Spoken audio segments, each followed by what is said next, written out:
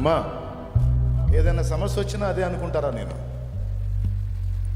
ఈ గొప్ప సమస్య మనం ఎదుర్కొన్నాము అంటే దీని వెనక ఏదో పెద్ద కార్యం చేయబోతున్నాడు అని అనుకుంటాను.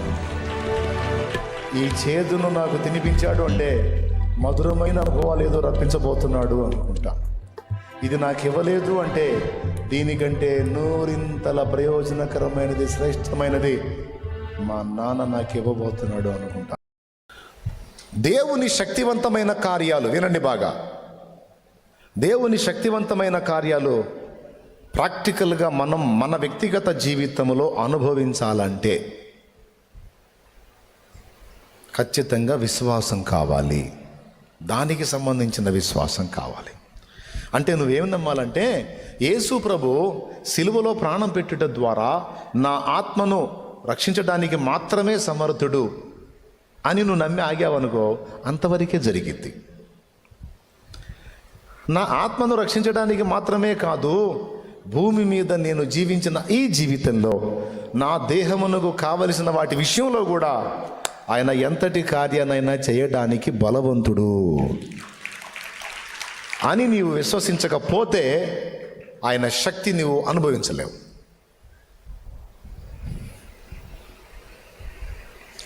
అది నువ్వు విశ్వసించాలి.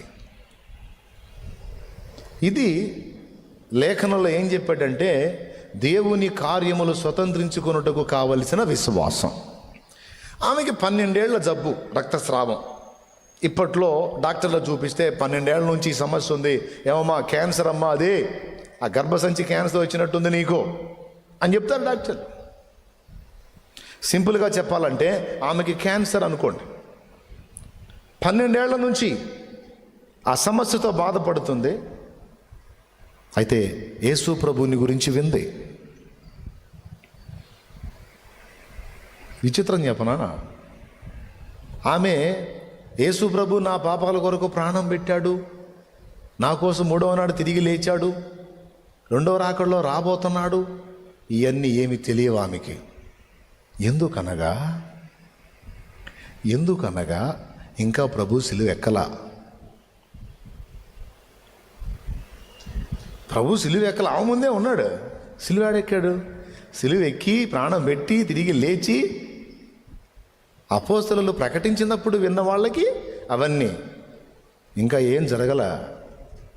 మరి ఇప్పుడు ఆమె ఆత్మరక్షణ సంగతి ఏంది? అది సెకండు. కానీ ఆమె ఇంకా బాప్తిస్మం పొందక మునుపే, గమనించండి, ఆమె ఇంకా బాప్తిస్మం కూడా పొందక మునుపే ఆమె వినుట ద్వారా యేసు ప్రభు అధికారం గలవాడు. ఆయన పలికితే స్వస్థత వస్తుంది, ఆయన తాకితే స్వస్థత వస్తుంది. ఆయన కనబడుతున్న ఒక మనిషిలాగా ఉన్నాడు, కానీ ఆయన ఒక దివ్య ఔషధంలాగా ఉన్నాడు. రోగులకి, మృతులకు జీవంలాగా ఉన్నాడు. బుద్ధిహీనులకు దేవుని గద్దింపులాగున్నాడు. ఆయన కదులుతున్న దేవాలయం, ఆయన మానవ రూపంలో కనిపిస్తున్న దైవం. ఆయన ఒక మాట పలికితే కార్యాలు జరుగుతున్నాయి. ఇలాంటి మాటలు ఆమె చెవిన పడ్డప్పుడు ఆమె ఇంకా రక్షణ పొందలేదు. వినండి బాగా, రక్షణ పొందలేదు, సిలువను గురించి తెలియదు, రాకడను గురించి అసలే తెలియదు. ఆమె ఒక పేషెంటు. ఆమెకు తెలిసింది ఏంటంటే, నేను చాలామంది దగ్గరికి వెళ్ళాను, ఎంతమంది డాక్టర్లకు చూపించుకున్నాను, నా జబ్బు కుదుట పడలేదు, నయం కాలేదు. కానీ నజరేయుడగు యేసు రోగులను స్వస్థపరచ శక్తి గలవాడట. నా అదృష్టం బాగుండి ఆయన నా కంటబడితే ఆయన దగ్గరికి వెళ్ళి, ఎటు అయ్యా నేను ఈ జబ్బు గలదని చెప్పి నన్ను ముట్టయ్యా అనలేను. కాబట్టి ఆ మహానుభావుడు నాకు దొరికితే నేనే పోయి ఆయన పట్టుకుంటా. మరి ఇంత గొప్పవాడని నేను విన్నాను కనుక ఆయనను తాకితే, ఆయన వస్త్రపు చెంగును మాత్రము నేను ముడితే నేను బాగుపడుతును అని ఆశగా ఎదురు చూస్తుంది. ఇంకేముందిలే, నా జీవితం అయిపోయింది అనుకోవాలా. ఆయన ఒక్కసారి నాకు తారసపడితే, నా వైపు ఒక్కసారి వస్తే, నా కోసం 4 అడుగులు నడిచి వస్తే, నేను ఆయన్ని వస్త్రాన్ని మాత్రం ముడితే నాకు విడుదల అని విశ్వాసము గలదై ఎదురు చూడటం మొదలుపెట్టి అనుకున్నదే తడవుగా ఒకరోజు ఆమె ఉన్న ప్రాంతానికి యేసయ్య వచ్చాడు. ఇంకా అవకాశాన్ని జార విడుచుకోదలుచుకోవాలా, వెళ్ళింది.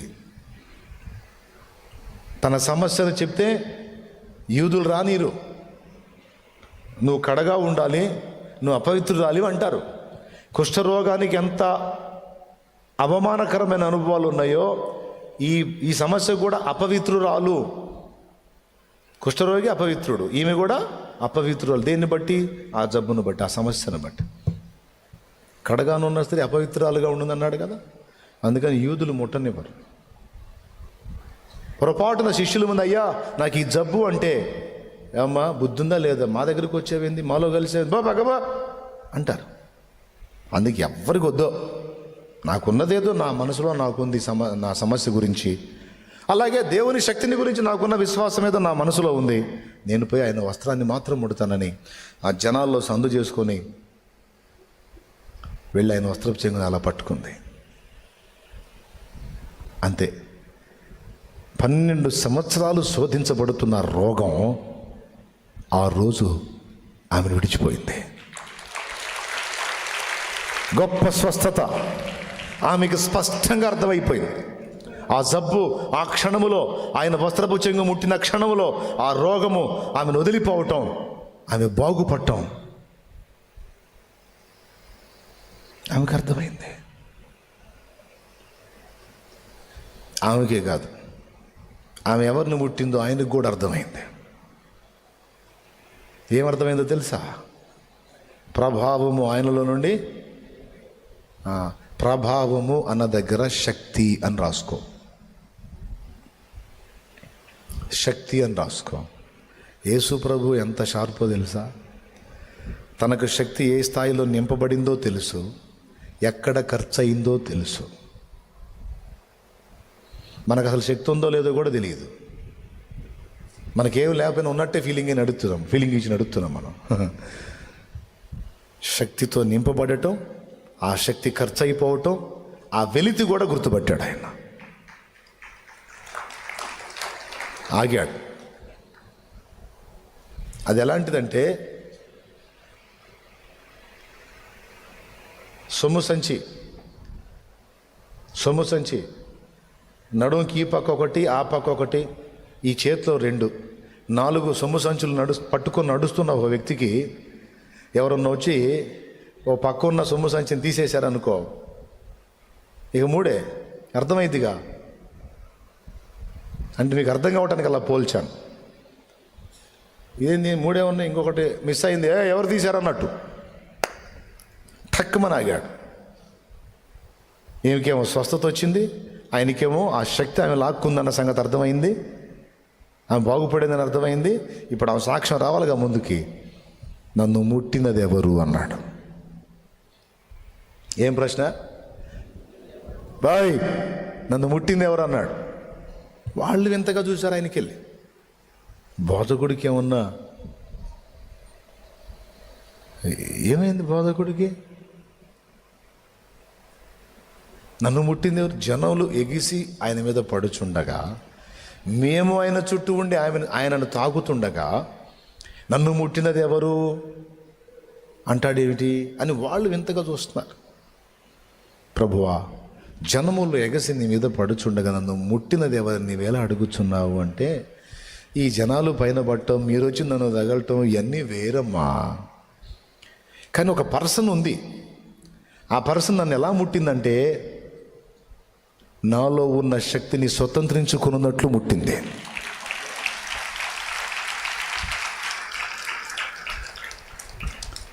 లాగేసింది ఒక సొమ్ము సంచి, స్వతంత్రించుకుంది, పొందుకుంది. ఎవరో అన్నాడు. అప్పుడు ఆమెకు బలు పెరిగింది, పట్టుకున్నాడు. మరుగైయుండలేదు నీకు యేసయ్యా. మరుగై ఉంటామా? అప్పుడు గడగడలాడుతూ వచ్చి నిలబడింది. నేనేనయ్యా. ముట్టింది ఎవరని ఆయన అంటాడు. ముట్టింది నేనయ్యా అనుకుంటే ఏం వచ్చింది? ఈ 2 సీన్లు చూసినప్పుడు శిష్యుల ముఖం ఎట్టబెట్టుంటారు మీరు ఊహించండి ఒకసారి. ఈయన అడిగిన ప్రశ్న సరే, ఏమొచ్చింది ఏంది, నేనేనయ్యా ముట్టిందని. అసలు వీళ్ళిద్దరి మధ్యలో ఏం జరిగింది? ఆమెకు ఆయనకు మాత్రమే తెలుసు. అది పక్కన వాళ్ళకి, ఆ చుట్టూ ఉన్న జన సమూహాలకి, ఆయనకు సమీపంగా ఉన్న శిష్యులకి ఎవ్వరికి తెలియదు. అప్పుడు అన్నాడు, చెప్పు అన్నాడు. అయ్యా, 12 సంవత్సరాల నుంచి నేను రక్తస్రావం అనే జబ్బుతో బాధపడుతున్నాను. నా సొమ్మంతా వైద్యులకు దారిపోశాను. చివరికి చావు కోసం ఎదురు చూస్తున్న వేళ నిన్ను గురించి తెలుసుకున్నాను.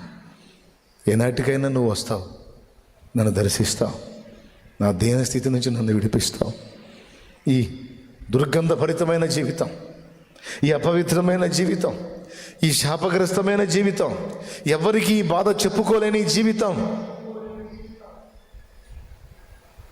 కన్నీళ్ళే అన్నపానాలుగా బ్రతుకుతున్న జీవితం,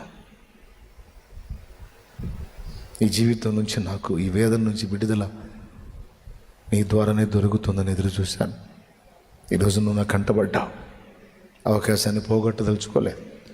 నీ వస్త్రపు చెంగు మాత్రం ముట్టిన బాగుపడదని అనుకుని నేను నీ దగ్గరికి వచ్చానయ్యా. జనంలో నుంచి నేనే వచ్చి నేను ముట్టుకున్నాను. ఇప్పుడు నేను స్వస్థత పొందాను. అప్పుడు ఒక మాట అన్నాడు యేసయ్య. ఏమనంటే, కుమారి, కుమారి, నీ విశ్వాసమే నిన్ను స్వస్థపరిచెను. సమాధానం గలదానమై వెళ్ళన్నాడు. ఒక్కసారి ఆలోచించండి. యేసయ్య దగ్గర శక్తి ఉంది. ఆ శక్తిని స్వతంత్రించుకోవడానికి ఈమె దగ్గర ఏముందని చెప్పాడు? అద్దుకో తమ్ముడు. అది తమ్ముడు రహస్యం. ఇప్పుడు మనకి ఆనాడు ఆమె దగ్గర లేనిది ఇప్పుడు మనకుంది, కానీ ఆనాడు ఆమె దగ్గర ఉన్నది ఇప్పుడు మనకు లేదు. మళ్ళీ అర్థమయ్యేటట్టు చెప్తా. ఆనాడు ఆమెకు లేనిది ఈనాడు మనకున్నది, కానీ ఆనాడు ఆమెకు ఉన్నది ఇప్పుడు మనకు లేదు. ఏందో చెబితే గ్రేటే మీరు.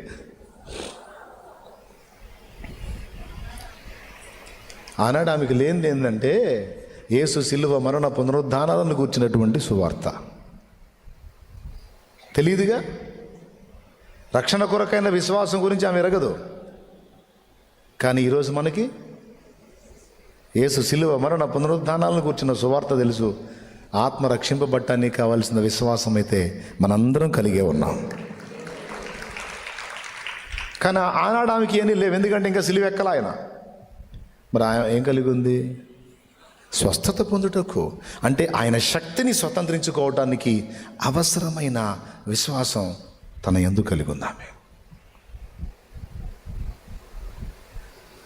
చాలామంది సమస్యతో ఉన్నవాళ్ళు ఉండొచ్చు. ఆమె కూడా సమస్యతో ఉంది. ఆమెతో పాటు చాలామంది సమస్యల్లో ఉండొచ్చు. కానీ ఆమె ఆలోచన వేరు, మిగిలిన వాళ్ళ ఆలోచన వేరు. ఆమె యేసుని శక్తి గలవాడుగా నమ్మింది. ఆయన దగ్గర ఆ శక్తి ఉందని విశ్వసించింది, వెళ్ళి కార్యం చేసింది, పొందింది. కానీ నమ్మనోళ్ళు, యేసయ్య శక్తిని గుర్తించనోళ్ళు, విశ్వాసం ఉంచలేదు. ఉంచనోడికి ఏమీ లేదు, ఏమీ లేదు. ఆయన మీదే పడుతున్నారు, ఆయన పైనే పడుతున్నారు, ఆయన వస్త్రాలు తగులుతున్నాయి, అన్నీ నడుస్తున్నాయి, కానీ ఏం లేదు. కానీ ఆయన శక్తిని గుర్తుపట్టి ఆయన స్పర్శిస్తే నేను బాగుపడతాననే విశ్వాసం ఉంచింది చూడు, ఆయన దగ్గర నుంచి ఆ ప్రభావాన్ని లాక్కుంది. ప్రభావాన్ని తీసుకోగలిగిందంటే ప్రభావం ఆయన దగ్గర ఉందని ముందు నమ్మింది. ఈరోజు ఈ కర్చీఫ్ మీకు ఇద్దాం అనుకుంటున్నాను. తెల్ల కర్చీఫ్ బాగుందా? బాగుందా? తెల్లగా ఉందండి, బాగుంది కదా. నా జేబులో పెట్టుకుంటాను, కావాలంటే తీసుకోండి అని నేను అన్నాను. కళ్ళు లేనివాడు దీన్ని చూడగలడా? చెవులు లేనివాడు నేను చెప్పిన మాట వినగలడా? మరి వాళ్ళిద్దరికీ ఇది దొరికిద్దా? దొరకదా? దొరకదు. అలాగా నా దగ్గర లేదా? నా వెనక యేసయ్య ఫేస్ వేసి ఉంది, ఆర్ట్. ఎంత బాగుందో కదా. ఉందా లేదా ఆర్ట్? మరి కళ్ళు లేనివాడికి వానికి కనపడినంత మాత్రం లేదా? తమ్ముడు ఏమైనా అర్థమవుతుందని చెప్పేది? కళ్ళు లేని వాడికి కనపడినంత మాత్రాన వెనక ఏసై ఆర్ట్ లేదా? ఉంటే మరి కళ్ళు లేనివాడికి ఉందా? మరి ఎవరికి ఉంది? కళ్ళు ఉన్నోడికి ఉంది. విశ్వాస నేత్రములు కలిగిన వాడికి దేవుడు బలహీనుడుగా కనపడ్డు, బలవంతుడుగా కనపడతాడు, శక్తివంతుడుగా, సర్వభౌముడుగా కనపడతాడు, ఏదైనా చేయగలవాడుగా కనపడతాడు, ఏదైనా సాధించగలవాడుగా కనపడతాడు, ఏదైనా చేసి పెట్టగలవాడుగా. విశ్వాసం గలవాడికి. విశ్వాసం లేనివాడికి సిలువ మీద నుంచి ఆయన రక్షించుకోలేదు, నన్నే రక్షిస్తాడులే అనుకుంటాడు కదా. విశ్వాసం లేనివాడు. విశ్వాసం గలవాడు సిలువ మీద నుంచి తను కాపాడుకోవడానికి కాదురా, సిలువలో అనేకుల ప్రాణ విమోచన క్రయధనం చెల్లించడానికి వచ్చాడో, అనేకుల కొరకు తన ప్రాణమును పణంగా పెట్టడానికి వచ్చాడో, చంపబడ్డాడో, సమాధి చేయబడ్డాడో, మూడవ నాడు తిరిగి లేచాడు.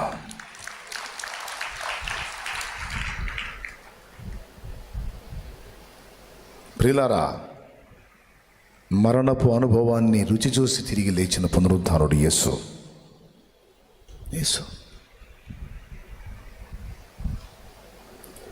కానీ ఈరోజు ఇక్కడ ఉన్న అందరితో చెప్తున్నా, ఈ శుక్రవారం పాపం చాలా బాధల్లో తిండి మానుకొని మరి మీలో కొంతమంది వచ్చి ఉండొచ్చు, కొంతమంది తిని వచ్చి ఉండొచ్చు.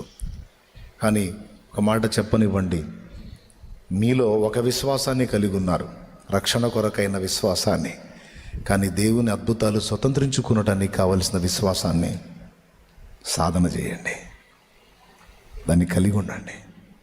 అప్పుడు 12 సంవత్సరాల జబ్బు నుంచి విడుదల పొందిన ఆమె ఎలాగో, ఎలాంటి మొండి ప్రతికూలతల నుంచి కూడా నువ్వు బాగుపడతావు, విడుదల పొందుతావు. నువ్వు దేవుణ్ణి ఏ చట్టంలో పెట్టి చూస్తావో ఆ స్థాయిలో నీకు జవాబు వస్తుంది. నువ్వు దేవుణ్ణి సర్వశక్తుడిగా చూసావనుకో, నీ ఇలా జరిగే కార్యాలు కూడా అలానే ఉంటాయి. దేవుడు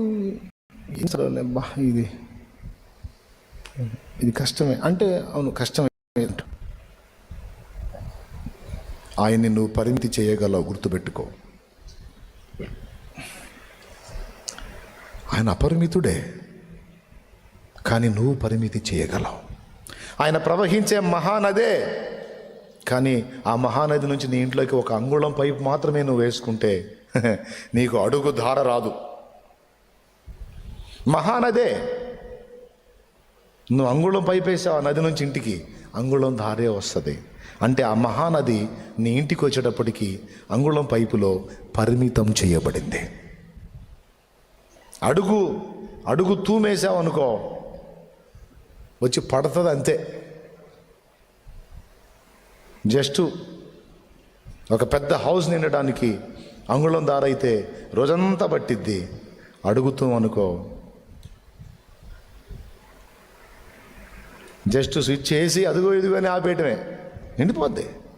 అదే 2 అడుగులు తూమైతే, 4 అడుగులు తూమైతే అందులో ఈత కూడా కొట్టొచ్చు నువ్వు. విశ్వాసం అందరిది ఒకే రకంగా లేదమ్మా. కొంతమంది కొన్నిటికే దేవుడు తమ విశ్వాసాన్ని పరిమితం చేస్తున్నారు. అంటున్నాను,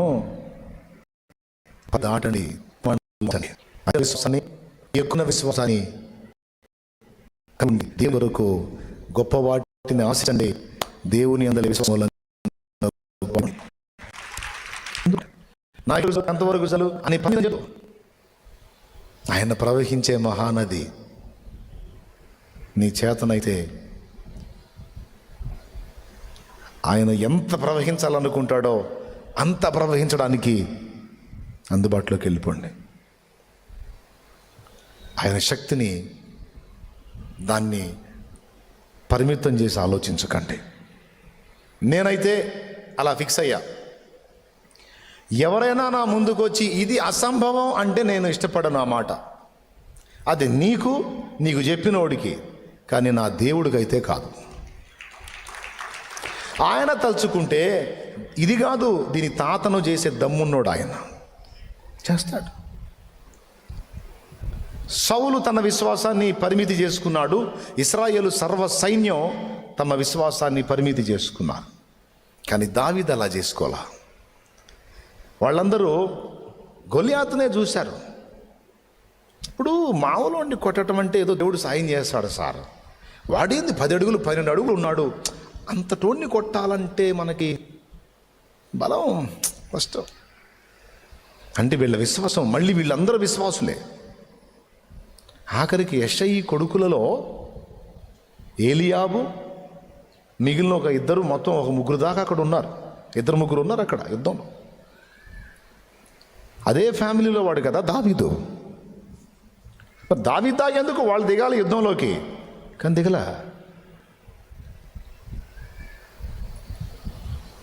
అంటే వాళ్ళ విశ్వాసాన్ని పరిమితి చేసుకున్నారు. దేవుడికి వాళ్ళు ప్రార్థన చేస్తారు, దేవుడికి వాళ్ళు స్తోత్రం చేస్తారు. కానీ ఆ దేవుడు తోడై ఉండి ఈ గొలియాతుని కూలగొట్టడానికి దేవుని పక్షంగా మనం వెళితే మనకు దేవుడు విజయం సిద్ధింప చేస్తాడు అనే విశ్వాసం మాత్రం లేదు.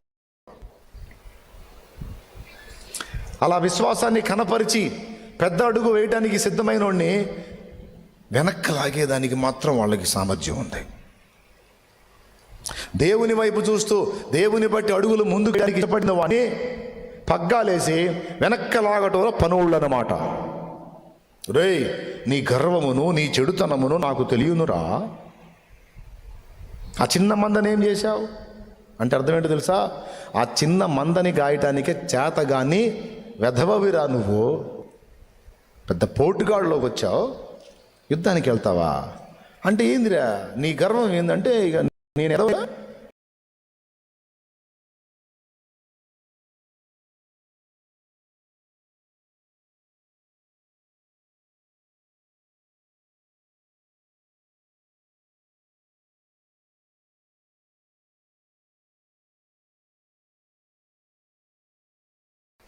ఏలియాబు ఇప్పుడు అన్నల ఫీలింగ్ అదే కదా. అన్న చేయింది తమ్ముడు చేస్తానంటే అన్న కోపం వచ్చిద్దా రాదా? అన్న మొయ్యలేని బరువు తమ్ముడు మోస్తానంటే అన్నకు మండిద్దా లేదా? ఎందుకు మండిద్ది? 2 కారణాలు బట్టి మండిద్ది. ఒకటి అంటే అప్పుడు వీడు నన్ను అసమర్థుడిగా లెక్కేశాడుగా, నా వల్ల గాంధీ వాడు చేస్తానన్నాడంటే నన్ను ఎదవం చేశాడుగా, అక్కడ మండిద్ది. రెండోది ఎందుకు మండిద్ది అంటే నేనే మొయ్యలేందాన్ని ఎత్తుకోబోతున్నాడు దరిద్రుడు సస్తాడని మండిద్ది. ఏమైనా అర్థమైందయ్యా? పాపం అట్లా పెద్దవాడికి మండి ఏమిరా నీ గర్వం. దావీదు అన్నది ఏం తెలుసా? గర్వం కాదురా నీ అవిశ్వాసం. దావీదు విశ్వాసానికి ఏలియా పెట్టిన పేరు గర్వం. కానీ దావీదు గుండెల్లో గర్వం ఉందో విశ్వాసం ఉందో దావీదుకి తెలుసు. ఏం ఎదురు చెప్పాలా? ఎందుకు వాంతో వాదన? విశ్వాసం లేనోడితో నా దగ్గర ఉంది, ఏదో నా దగ్గర ఉంది అని మళ్ళీ ఇంకొకడిని గల్లిచ్చాడు పోయి. విశ్వాసం గల్లవాడు ఆగడు అంతే. దేవుని శక్తిని తక్కువ అంచనా వేయటం అంటే వాడు కాదు, వాడు దాన్ని జీర్ణించుకోలేడు. నిజంగా 40 రోజుల సమస్యకి విశ్వాస వీరుడు ఒక్క రోజులో ముగింపు చెప్పేశాడు.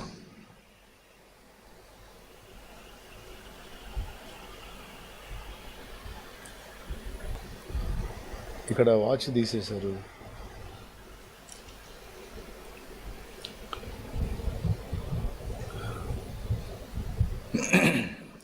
ఏమర్థమైంది ఇప్పుడు నేను చెప్పింది మీకు? చెప్పండి, ఎవరు గెలిచారు? గొలియాతు గెలిచాడా? సౌలు మాటలు గెలిచినాయా? ఏలియాబు విమర్శలు గెలిచినాయా? దేవుని యందలి విశ్వాసం గెలిచిందా? అది గెలిచింది అక్కడ. దేవుని యందలి విశ్వాసం. మనిషినోడే కాదు కానీ కొండల్ని పెకలించగల విశ్వాసం. హర్షణీయం కదా. మళ్ళీ ఇశ్రాయేలుకు రాజు ఉన్నాడు ఆడ, కానీ గొలియాతు పొడుగులు చెప్తున్నాడు. వాని ఎప్పుటోడు వాడికి ఎంత నైపుణ్యం ఉంది, వాడి ఈటి ఎంత పొడుగుంది, కత్తి ఎలా ఉంది, వాడి కవచాలు. ఈరోజు నేను ఈ మాట మీకు ఎందుకు చెప్తున్నానంటే, డాక్టర్లు ఏం చెబుతారంటే ఆ జబ్బు ఎందుకు వచ్చిద్ది, ఏ విధంగా వచ్చిద్ది, అది ఏ విధంగా మన బాడీని డ్యామేజ్ చేసిద్ది, వీటిని ఎట్లా జడగొట్టిద్ది, గుండెని ఎట్లా జడగొట్టిద్ది, లేకపోతే ఊపిరితిత్తుల్ని ఎలా జడగొట్టిద్ది అని సౌలు గారిని, వాడు చిన్నప్పటి నుంచి యుద్ధ విద్య అభ్యసించిన వాడి ఈట ఎంత పొడుగుంది, వాడి డాల్ ఎలా ఉంది, వాడి శిరస్త్రాణం ఎంత ఉంది, వాడి బాడీలో అన్ని కవచాలు ఎట్లా పెట్టుకున్నాడు అని ఒక పెద్ద రిపోర్ట్ ఇచ్చాడు దావీదుకి. మనకు కానీ వైద్యులు రిపోర్ట్ ఇచ్చినట్టు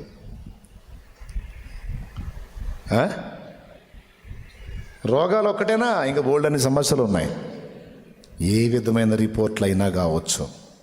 దావీదు అంటాడు, వాడి ఈట ఎంత ఉంటే నాకెందుకు, డాల్ ఎంత ఉంటే నాకెందుకు, కవచాలు వేసుకుంటే నాకెందుకు, వేసుకోపోతే నాకెందుకు, వాడు చిన్నప్పటి నుంచి పనోడైతే నాకెందుకు, వాడు ముసలప్పటి నుంచి పనోడైతే నాకెందుకు, వాడు ఎప్పుడైతే నాకెందుకు, ఎంత పొడుగుంటే నాకెందుకు, వాడు ఎంతటి వాడైనా ఒక్కటి నేను ఎరుగుదునో, నా దేవుని కంటే వాడు బలవంతుడైతే కాదు, నా దేవుని కంటే వాడు శక్తి గలవాడైతే కాదు.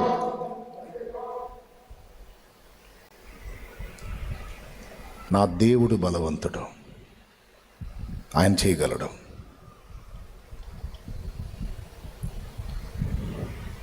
ఇప్పుడు వాళ్ళు ఎంతటి వాళ్ళు అయితే నాకెందుకు,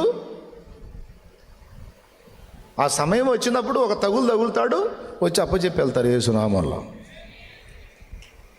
అట్లా ఫిక్స్ అయి కూర్చుంటా నేను. హైదరాబాద్ ఎంత గొప్పదైతే నాకెందుకు, నేను అక్కడ చేయాలనే సంకల్పంలో ఉంటే ఆ సమయం వచ్చినప్పుడు ఒక తగులుతాడు, అదే వచ్చింది నా కాళ్ళ దగ్గరికి, అప్పుడే వేస్తా.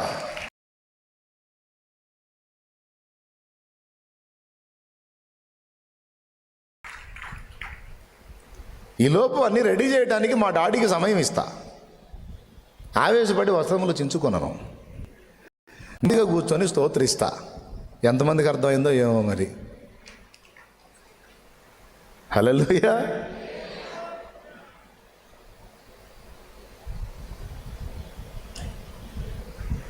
పోయాడు, వాడికి అన్నీ ఉన్నాయి సార్, కానీ నాకు విశ్వాసం ఉంది.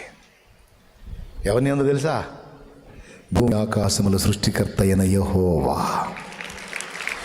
నా బలమా, నా కోట, ఆరాధన నీకే. నా బలమా, నా కోట, ఆరాధన నీకే. నా దుర్గమా, ఆశ్రయమా, ఆరాధన నీకే. నా దుర్గమా, ఆశ్రయమా, ఆరాధన నీకే. ఆరాధన, ఆరాధన అబ్బా తండ్రి నీకేనయ్యా. రాజా నీ భవనములో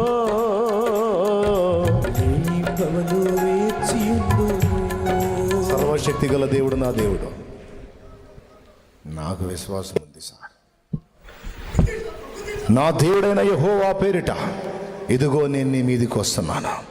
నీవు ఈటే, కత్తియు, బల్లెమును, డాలును ధరించి వస్తున్నావు నా దగ్గరికి, నా మీదికి.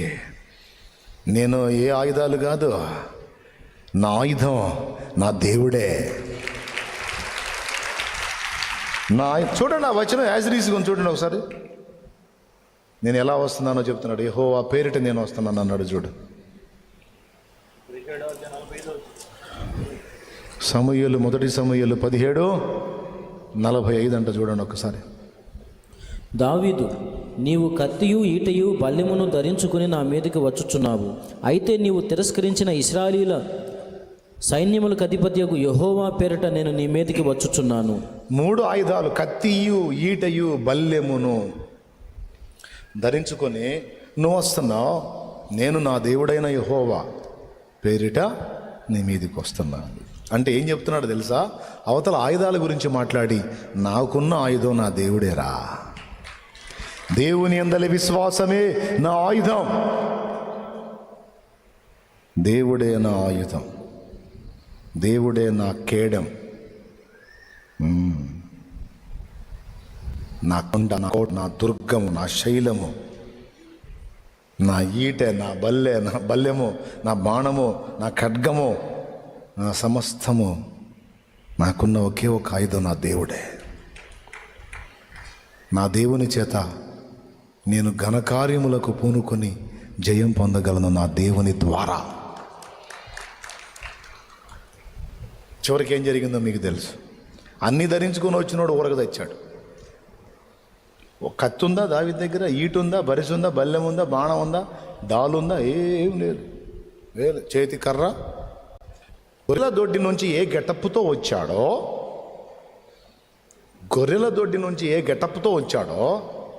అదే గెటప్తో వాడి ముందుకెళ్ళాడు. ఏమయ్యా ఆయుధం తీసుకెళ్ళి నాదన్న అన్నాడు సౌలు. వద్దు సార్, ఏ ఆయుధాలు లేకుండా సింహపు నోరు చీల్చడానికి దేవుడు నాకు శక్తినిచ్చాడు. ఏ ఆయుధము లేకుండా ఎలుగుబంటిని చీల్చడానికి శక్తినిచ్చాడు. ఏ ఆయుధం లేకుండా వీడిని కూడా మట్టి కనిపించడానికి నాకు దేవుడే శక్తినిస్తాడా? నాకు అవసరం లేదా? సాధించుకొచ్చాడు. దారుణం ఏంటంటే, దేవా ఆయుధం ఎట్లా నాయనా అని ఒకవేళ మనసులో దావీదు అడిగితే దేవుడు ఏం చెప్పుంటాడు తెలుసా? ఆయుధం వాడే చేస్తున్నాడు కదరా, నీకెందుకురా దాన్ని మోసే చాకిరి, పాపం బిడ్డ వాడే తెస్తున్నాడు లేరు ఆయుధం. గుర్తుపెట్టుకో, నిన్ను పడద్రోయాలనుకునే వాళ్ళే నీకు ఆయుధాన్ని ఇస్తారు. నిన్ను దెబ్బ కొట్టాలనుకున్న వాళ్ళే నీకు దారేస్తారు. నిన్ను నాశనం చేయాలనుకున్న వాళ్ళే నీ గురించి ఫ్రీ పబ్లిసిటీ చేస్తారు. దేవునికి స్తోత్రం కలుగును గాక. అట్లా చేస్తాడు ఆయన పనులు అన్నీ అంతే ఉంటాయి. మనమేం పెద్ద రిస్కులు చేయాల్సిన అవసరంలా. మనల్ని ఎవడు నాశనం చేయాలనుకున్నాడో వాడి వైపు నుంచి మనకు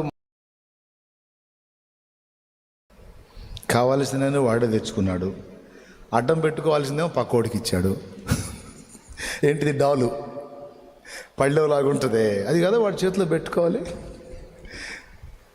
అంటే ఉండటానికి అంత పొడుగున్నాడు, కానీ ఒకవేళ అది ఏదన్నా సురుగ్గా ఉన్నా ఆయన దాన్ని మొద్దుబార చేసే శక్తి గలవాడు.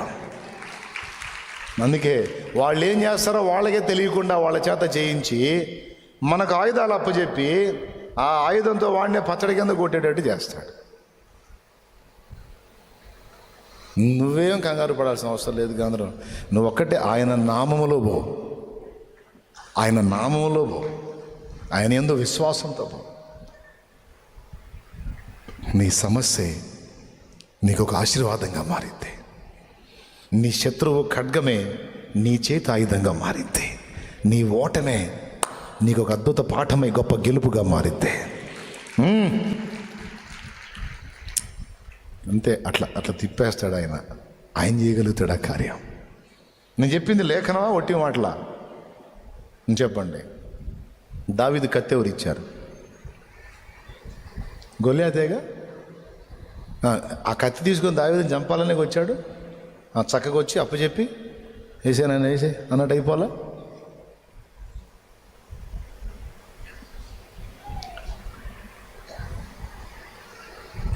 ఏమర్థమైంది? ఉందా విశ్వాసం? ఉందా? ఉంటే కృంగుబాటు ఎందుకు? నిరాశ ఎందుకు? నిస్పృహ ఎందుకు? ఓటమిని కూర్చిన భయం ఎందుకు? చావు కోసం ఎదురు చూపెందుకు? చచ్చేపోయింది సావాలని ఆరాటం ఎందుకు? మరణాపేక్ష ఎందుకు? అంటే నీ తలంపుల్లో నీ దేవుడిని అసమర్థుడిగా చూస్తున్నావు. అలా చూశాడు సౌలు. అందుకే తన కత్తి మీద తనే పడి చచ్చిపోయాడు. దేవుణ్ణి ఎప్పుడు అసమర్థుడిగా చూడవాకు. నువ్వు అయితే కావచ్చు, నువ్వు బలహీనురాలివి, నువ్వు బలహీనుడు అయితే కావచ్చు, కానీ ఎవని పాదములు నువ్వు పట్టావో, ఎవని నువ్వు ఆశ్రయించావో, ఎవని నామాన్ని ధరించావో, ఆ నజరేయుడగు యేసు బలహీనుడు కాడో. ఆయన సైన్యములకు అధిపతియగు యెహోవా.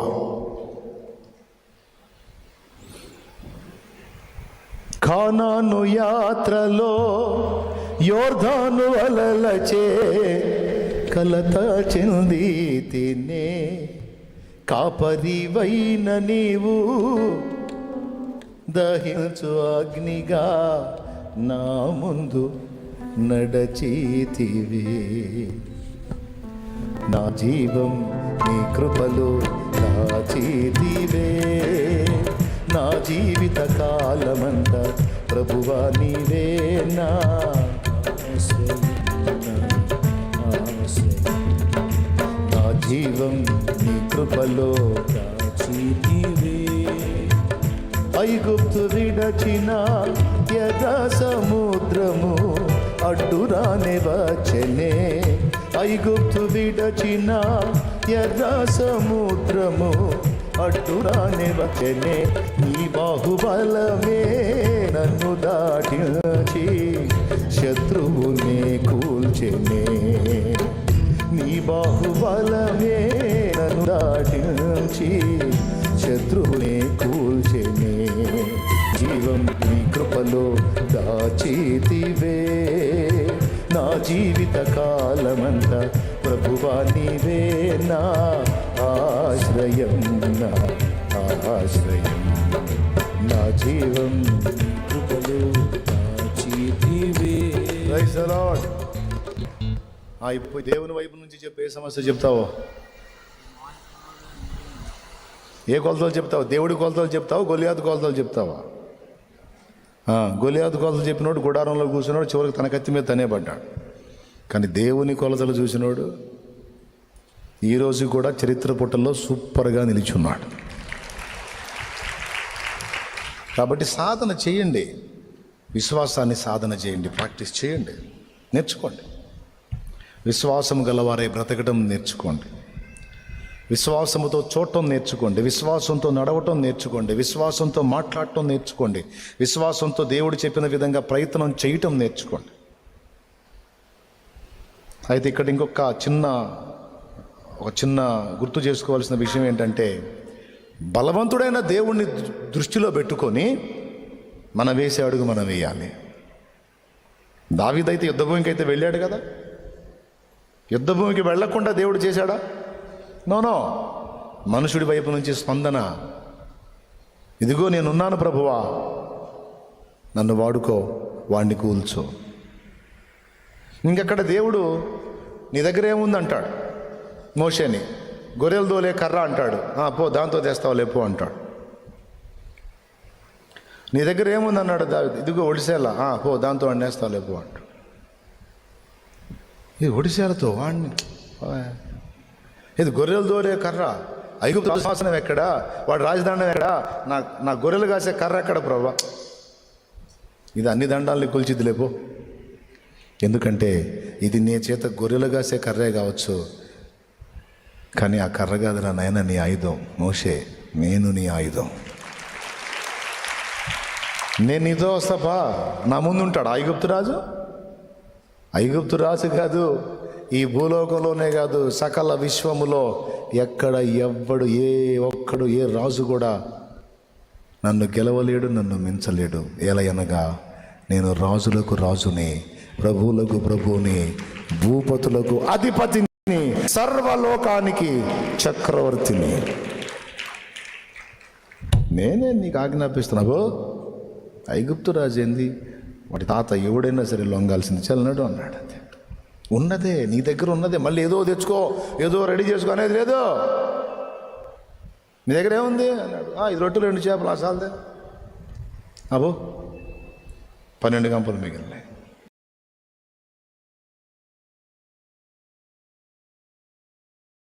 ఉన్నదే, టెన్షన్ పడొద్దు. నువ్వు కలిగి ఉన్నదే, నీకున్నదే, అందులో నుంచే దేవుడు చేసే కార్యం ఇక ముందు నువ్వు చూడబోతున్నావు. భయపడవాకు, భయపడద్దు. కృంగిపోవద్దు, విస్మయం ఉండొద్దు, విశ్వాసము మాత్రం ఉంచు. ఇంకలే మోకాళ్ళ మీదలే.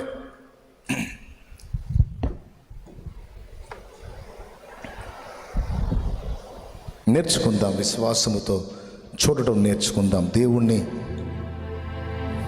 దేవుని కొలతలను గుర్తుపడతాం. మోకాళ్ళు వేసే ఓపిక లేకపోతే నిలబడండి. మోకాళ్ళ మీద ఉండేవాళ్ళు మోకాళ్ళ మీద ఉండండి. మీ బాడీ ఎట్లా కోఆపరేట్ చేస్తే అట్లా. రాజాది రాజు మన మధ్యలో ఉన్నాడు. ఆహా, ఏ వాగ్దానం! నీ కుడి చేతిని పట్టుకొని ఉన్నాను. దేవునికి స్తోత్రం కలుగును గాక. హల్లెలూయా. భయపడకో, నీ కుడి చేతిని పట్టుకున్నాను నేను. దిగుపడకో, నేను నిన్ను బలపరుతున్నాను. విస్మయం పొందకో, నిన్ను స్వస్థపరచు యెహోవాను నేనే. హల్లెలూయా, హల్లెలూయా, హల్లెలూయా, హల్లెలూయా. నిండు మనసుతో నా తండ్రిని సన్నుతియాను. నాతో మాట్లాడిన నా యేసయ్య, ముక్కు సూటిగా నన్ను దర్శించిన నా యేసయ్య, నాకు ధైర్యమును నింపిన నా యేసయ్య, నన్ను బ్రతికించిన నా యేసయ్య, ఓ నన్ను బలపరిచిన నా యేసయ్య, నాకు శక్తినిచ్చిన నా యేసయ్య. అవును నువ్వు ఉన్నావు, అవును నువ్వు ఉన్నావు, అవును నువ్వు సమస్తము చేయజాల శక్తులవాడవు. నన్ను క్షమించు, నిన్ను తక్కువ అంచనా వేశాను.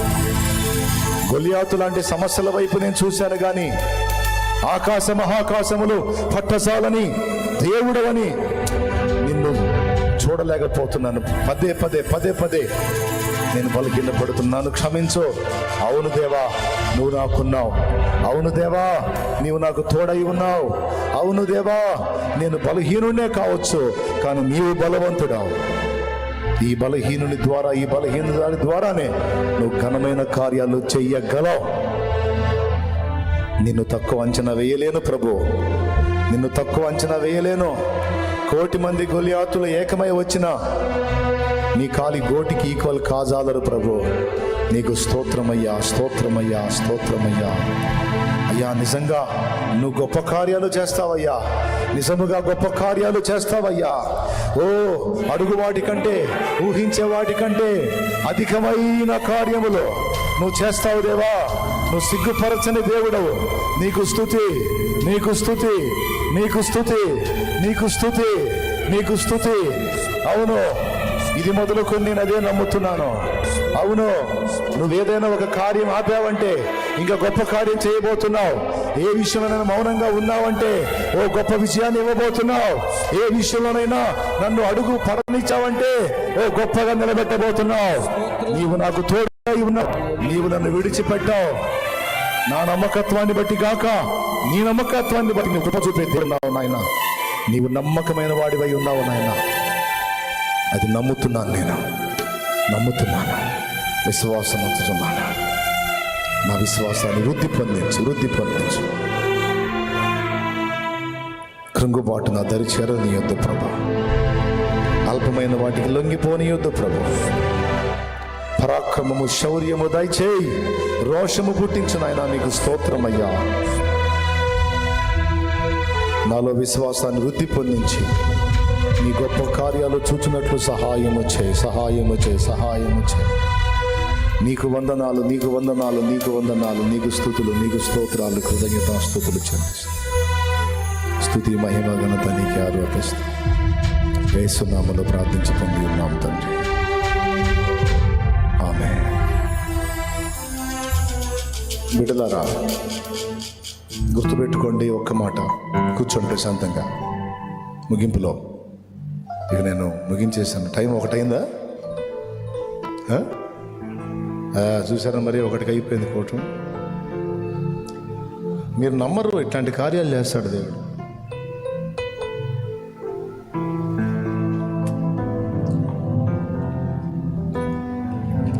నేను నేర్చుకున్నది ఇన్ని సంవత్సరాల ప్రయాణంలో నా యేసయ్య నాకు నేర్పింది ఆయన్ని గొప్పగా ఊహించుకోవటం కాదు, ఆయన్ని గొప్పగా ఆలోచించుకోవటం. ఎందుకంటే ఊహలు వేరు, వాస్తవాలు వేరు అనుకుంటే నాది ఊహ కాదు, వాస్తవం. నాకు నువ్వు ఏదన్నా చెప్పు, నువ్వు సోది పొద్దున్న నుంచి సాయంత్రం దాకా చెప్పు, కానీ నువ్వు ఏ సమస్య చెప్పినా నేను చూసేది ఆయన కోణంలో కాబట్టి నాకు చిరాకు పడుతుంటుంది, నాకు సీదర పడుతుంటుంది. వీళ్ళు ఇంకా నన్ను వదిలిపెడితే బాగుండి, వీళ్ళు సోదాపి వీళ్ళు మోకరించవచ్చు కదా అనిపిస్తుంది. బాధ కొద్దీ చెబుతారు కదా. నాకెందుకంటే సమస్యల గురించి బాగా ఘనంగా చెబుతుంటే గొల్యాతు గాని పొగిడినట్టు అనిపిస్తుంది నాకు. సౌలు దావీదు పొగడనిచ్చాడా? 2 ముక్కలు ఇని, సార్ వాడు ఎంత పొడుగుంటే నాకు ఆగు సార్ వాడి సోది. ఏదన్నా నీ చేత అయితే నువ్వు దేవుడి గురించి చెప్పు, వాడి గురించి ఎందుకు? అతనికి తెలియదుగా దేవుడి గురించి చెప్పడానికి. ఏం తెలుసు దేవుడితో ఏడ నడిచాడు? దేవుడితో లోతైన అనుబంధం ఎక్కడుంది? నడిచినోడు దావీదు గనుక సౌలు గొల్యాతు గురించి చెప్తే దావీదు దేవుడి గురించి మాట్లాడాడు. అప్పుడు సౌలుకు సిగ్గొచ్చింది. అది రాలా, సిగ్గొచ్చింది, ధైర్యం రాలా.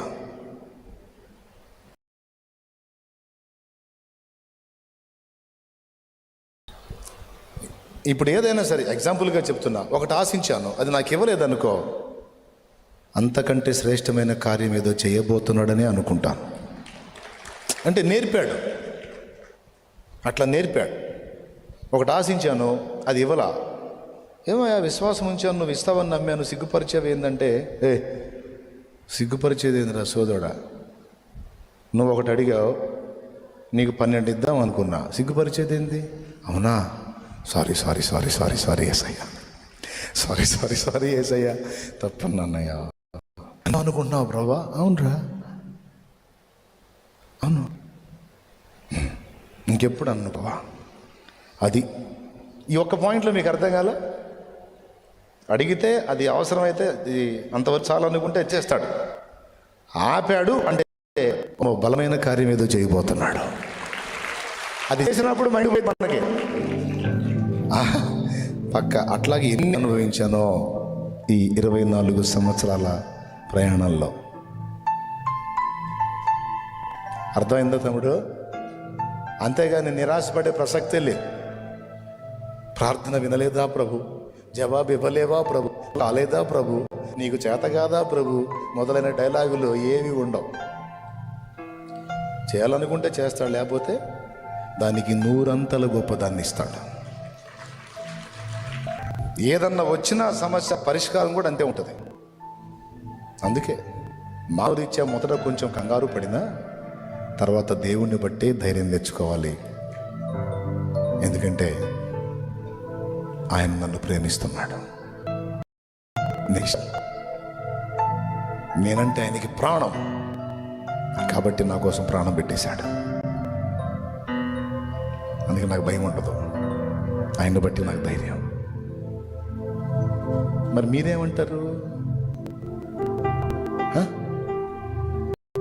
ఇంతసేపు చెప్పినా మీ దగ్గర నుంచి ఏ స్పందన రాకపోతే నాకు ఈ మైక్ ఎడ పెట్టేసి ఈ బ్యాగ్ తీసుకొని పత్తా లాకుండా వెళ్ళిపోవాలనిపిస్తుంది నాకు. ఒక్క మొక్క చెబితే సంతోషంగా వెళ్తా కదా. చెప్పండి, మీకెలా ఉంది? అంతేనా? సమస్తాన్ని నీకు మేలుగా మారుస్తాడు.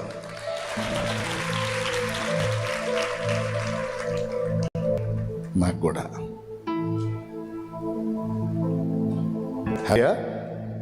అంతే ఉండండి. విశ్వాసంతో చూడండి, గొప్ప పొందుకుంటారు. సేవకులు కూడా కొంచెంగా దేవుని కొరకు గొప్ప వాటిని ఆశించండి, గొప్ప వాటిని సాధించడానికి విశ్వసించండి, గొప్ప వాటిని ఎదురు చూడండి. ఆయన నీకు సహాయకుడై ఉన్నాడు, ఆయన నీకు వాటిని సాధిస్తాడు. నీ చేత కానిది నీ చేతనే చేపిస్తాడు ఆయన. నువ్వు ఎక్కలేనంత ఎత్తైన కొండ ఆయన చేయి పట్టుకొని ఎక్కిస్తాడు.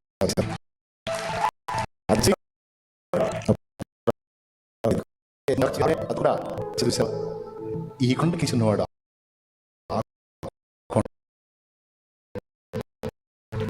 మనందరికి తోడై ఉండును గాక. ఎవరైనా దానికి మారు మనసు బాప్తిస్మం పొందడానికి సిద్ధమైతే నేను ఫైనల్ బ్లెస్సింగ్ ఇచ్చిన తర్వాత చర్చి బ్యాక్ సైడ్కి వెళ్ళండి. ఇందాక కొంతమంది కనపడ్డారు బాప్తిస్మం పొందడానికి వచ్చామయ్యా అని. అలా సిద్ధపడిన వాళ్ళందరూ చర్చి బ్యాక్ సైడ్కి వెళ్ళిపోండి. రైట్. మరి పైకి లేచి నిలబడతారా? ఇక ముగించుకుందాం.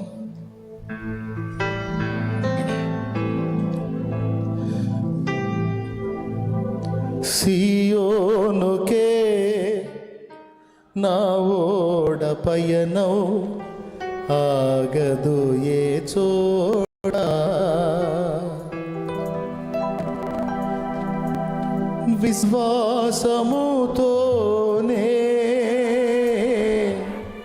ఆరంభించితిని యాత్రను, నే కోరినా ఆరేవుకే నడిపించును నా యేసయ్యా.